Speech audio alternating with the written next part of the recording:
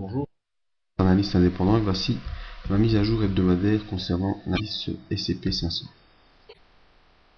Alors la semaine dernière, nous avions eu ici une sortie du canal baissier qui était en cours depuis le début mai, et j'avais émis l'hypothèse d'une accélération baissière à l'époque. Hypothèse qui s'est confirmée dès lundi avec ici ce dépassement de la M150. Le mardi, eh bien, on a stagné un petit peu en dessous de la M150 et on a rejoint dès mercredi cette ligne de trend haussier, une ligne de trend hebdomadaire qui était selon moi le dernier rempart à baisse. En effet, le jeudi, nous avons eu une réaction haussière au contact de ce trend, de ce support hebdomadaire, mais cette réaction haussière a été stoppée par la M150, et donc ce jeudi, avec mon avertissement via le briefing matinal, ne pouvait être qu'un pullback. En effet, vendredi, on termine sur une nouvelle grosse accélération baissière, où on perd presque 1% et demi, et on enfonce cette ligne de support qui était le dernier rempart à la continuité de la baisse.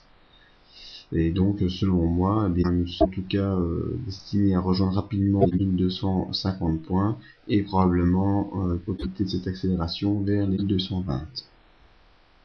Le graphique en plus grand, voilà, vous voyez beaucoup mieux ce que j'essaie de vous illustrer. Alors, les moyennes mobiles, eh bien, la M20 est bel et bien baissière, elle s'accélère même à la baisse. La M50 commence également à se courber à la baisse, ce qui nous signifie que tant au niveau du court et moyen terme, la baisse s'installe bel et bien. Les Bollinger sont aussi en train de toutes montrer le pas à la baisse avec la Bollinger inférieure qui s'ouvre de plus en plus. Donc graphiquement, tout cela nous donne de gros signes d'action baissière qui ne devraient pas couper dans les prochaines séances. Au niveau des indicateurs, on voit que le stochastique lui est dans sa zone de survente.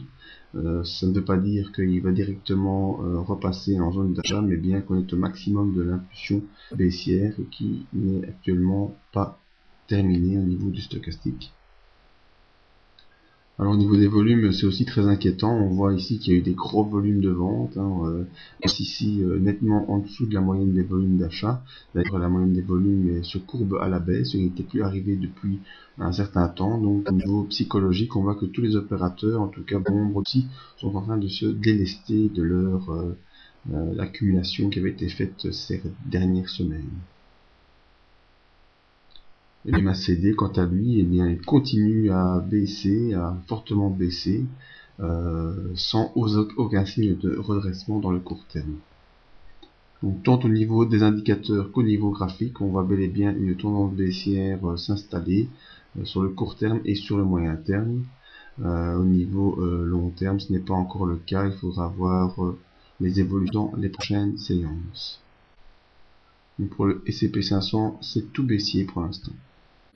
Pour d'autres analyses ou d'autres avis sur les indices ou les matières premières, vous pouvez me rejoindre sur le site ou me poser des questions via mail. Merci et à bientôt.